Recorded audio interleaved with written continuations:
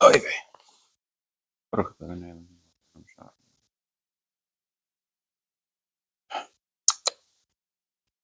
Okay.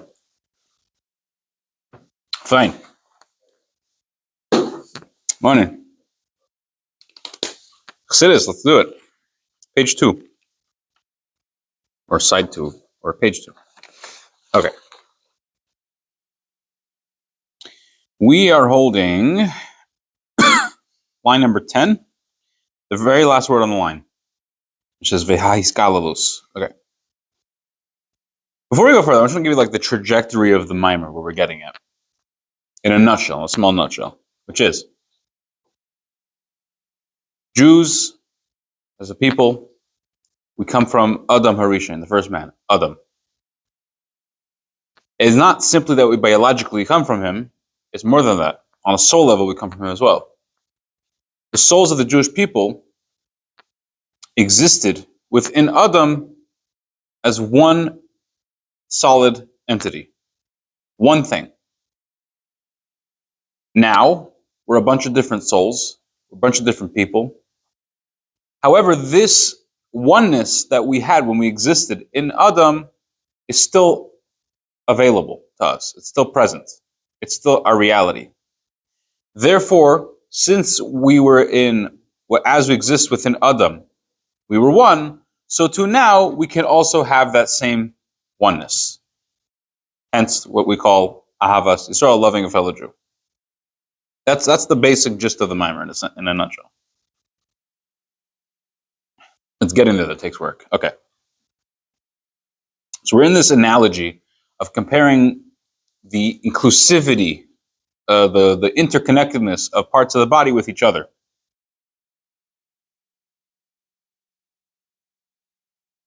We explained that there's different body parts, the different limbs, different organs.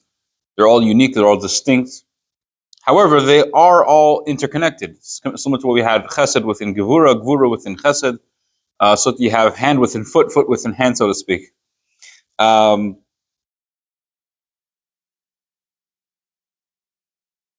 Okay. Last word on line number 10. Vehahiskalulus hazois be'evrei haguf ubechayos hanefesh shebehem. This inclusiveness within the parts of the body and the life force of the soul that is in them, hu machmas klolus hachayus. Why is there this inclusivity within the parts of the body, and more specifically the life force, the soul which is in every part of the body, is because there's a general life force that exists in the body. Okay? Meaning it's not simply that I have a certain energy in my hand that allows my hand to operate as a hand. And I have a certain energy in my shoulder that allows my shoulder to be a shoulder. And I have a certain life force and energy that's in my leg that allows it to work and function as a leg. And the heart and kidneys and so on and so forth. That is true. But it's also true is that it is all stemming from a general life force, a general soul, so to speak, which exists within the body. Shekoilel kulam, that this general life force includes within it all of these specific life forces. Shehu hameir b'moyach sheberosh. Where is this life force, this general life force, this general soul? Where is it found? Where does it reside? In the head. It shines in the head. Well, the brain that is in the head. Shemimenu nispardu kol echad la'asmi. It's from the head that all the different specific energies and life forces separate into each part of the body. Kulam, and it in the mind, in the brain, not in the mind, in the brain. This general life force includes within it all the other specific life forces. Derech mashal, by way of analogy, hahayuli kayadua, the hayuli, as is known. I heard it said once that kayadua, as is known, doesn't mean anything. it means that nobody knows. I'm kidding. But what is this word hahayuli? So I was listening to a class on this mimer in order to prepare for it. It's part of one of the things I did to help me prepare. It was explained like this. Hahayuli is generally translated as potential. Okay? But Hayuli is not it's something a little more definitive, a little more exact than potential. Meaning, what is potential? Right? One guy has a potential to be a construction worker. One person has potential to be a wise sage. Another person has a potential to be a loving mother of 15 kids. Another person has a potential for this. Another person has potential to be the world-class doctor. What does that mean? It means you are not that, but you could be. Right? It's when you actualize that potential, you bring from the potential state to an actualized state, you have actualized your potential that you had within you the entire time. So that's potential. Potential is when you have I don't know how a different word to use it to translate it, but the potential to do something, to be something which you are not yet. Okay, so this is potential as it relates to a particular person or to a particular activity or a particular profession or a particular skill. Okay. Taking a person out of the picture, taking a skill out of the picture, just focusing on the potential itself. Okay? Apparently the English word for this is potentia. Okay? It's potential without the I guess the way to say it is adverb. It's the thing itself, it's potential. To do what? Not to do anything. It's just the idea of potential. The details come later. When you develop the potential, however you pronounce it, into many details, later on, it develops into specific things. But as these details exist in the Hayuli, this is the Hebrew word, which apparently is not necessarily a Hebrew word, but as they exist in the Hayuli, they are non-existent. So similar to this, the specific energies, life forces that exist in every part of the body that relate to each individual limb, the general life force comprises, it has within it all of them, but not in a way that it's a big puzzle and it's made of a bunch of different pieces. Rather, it's one solid image. And there are no details. There are no pieces. It's not made up of all these parts, made up of all these energies. It comprises within itself all these energies, but in a general sense, it's one fluid thing.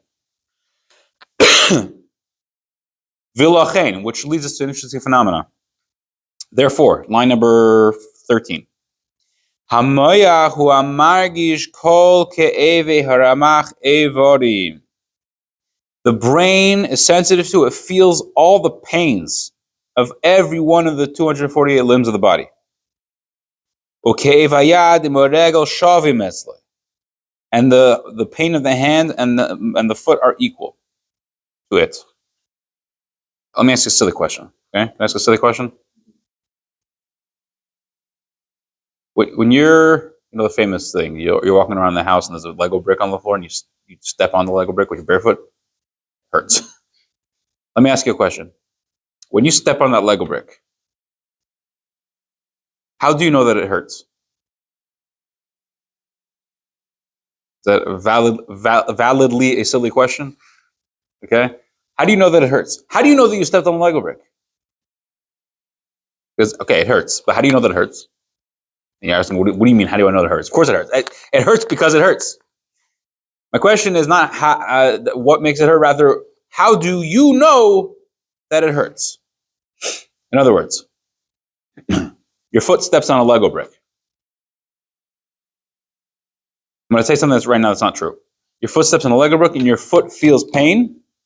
How does that get to your brain? If your foot is in pain, how does your brain know about it? So that's not true. The truth is, your foot's not in pain. Your foot's not in pain. Your foot steps on a Lego brick. It's a fact. Your foot steps on a Lego brick. Okay? Your foot has nerves. Your nerves are connected to your brain. Your brain translates this phenomena of stepping on a Lego brick as ouch. That's how it translates it, yeah? And your brain is sensitive to that pain. So, You know that you feel pain because your brain feels pain. It's not about the. It's not again. Let's like clarify that a second. It's not even that your brain feels pain.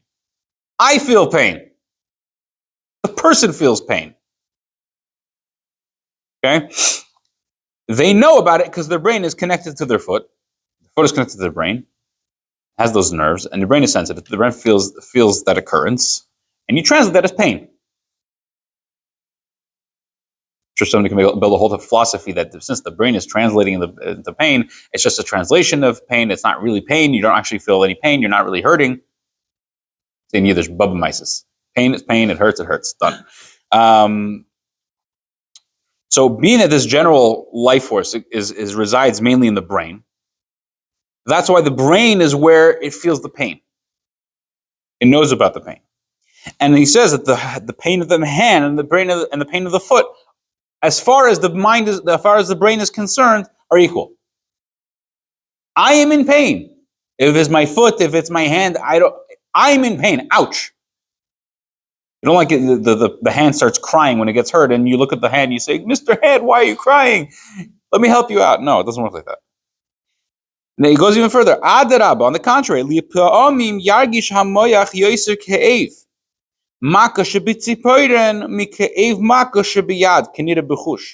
It can happen sometimes that the brain will feel more pain from a blow to the nail than a blow to the hand.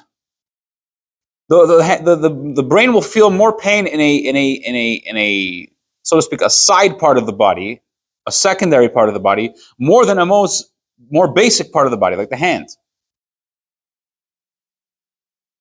I don't know exactly what that's trying to bring out, but it's bringing out this point somehow.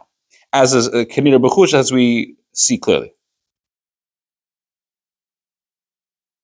Well, line number 15.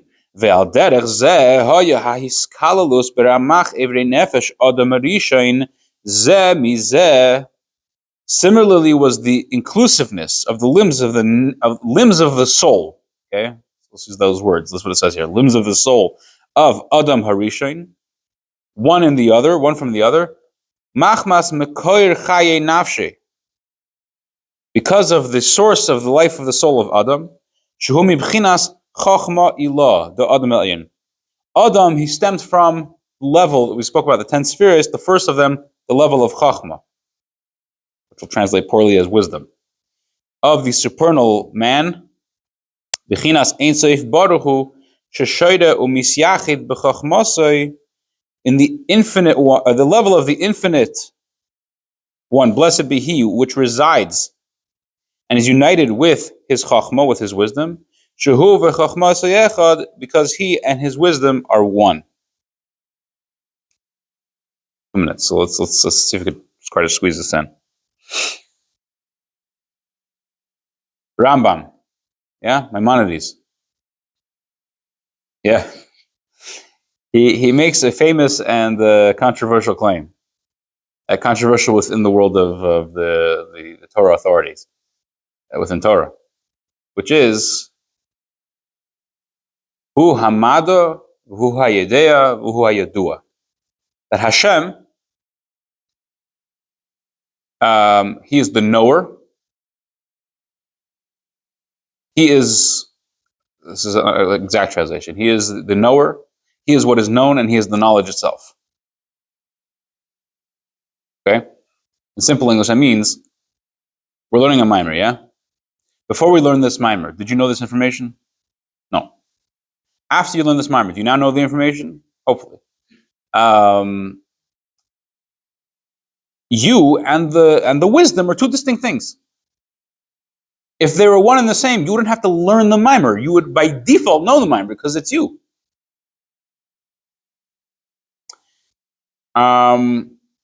It's acquired wisdom.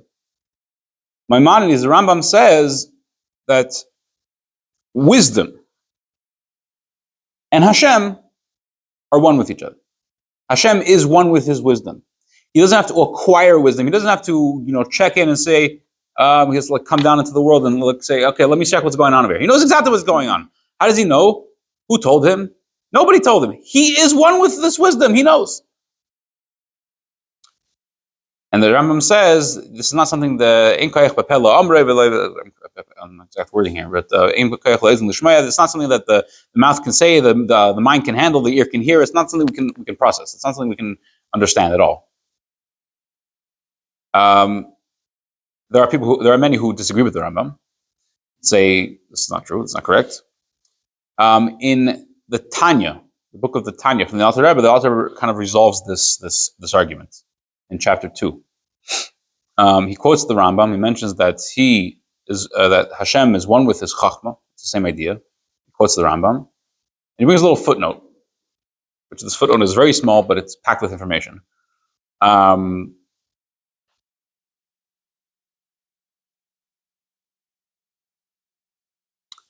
That what the Rambam says, is absolutely true. It's absolutely true within the world of Atzilus, which is the highest of the 4 worlds. Within the realm of the 10 spheres, the level of Chachma, Ein Sof, Hashem's infinite light, resides in Chachma, is one with Chachma. That's absolutely true. Higher than that, you can't say that. You can't say on a higher level that this is correct. But within the world of Atzilus, within the realm of Chachma, Sphira of Chachma, Hashem is one with Chachma. Now, what I just said in a minute and a half really needs like 5 or 6 hour-long classes to explain. We have 15 minutes every morning, so and that's what he quotes. The next words. It's on line number 17. 17. Third word. V'lochein, therefore, Nemar, it says, B'ni b'chayri. Hashem says, my son, my firstborn, Israel. Like the son, a child who stems from the brain of the father.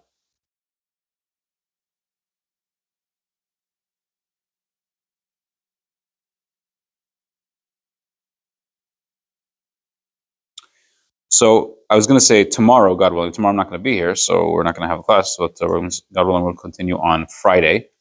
We're going to continue on with this idea that as we exist within Adam Harishon, we are all one. Not that we're a bunch of pieces stuck together. Rather, we are actually one entity. What happens after this divides into the individual souls? That's going to be the next part of the memory. Have a great day.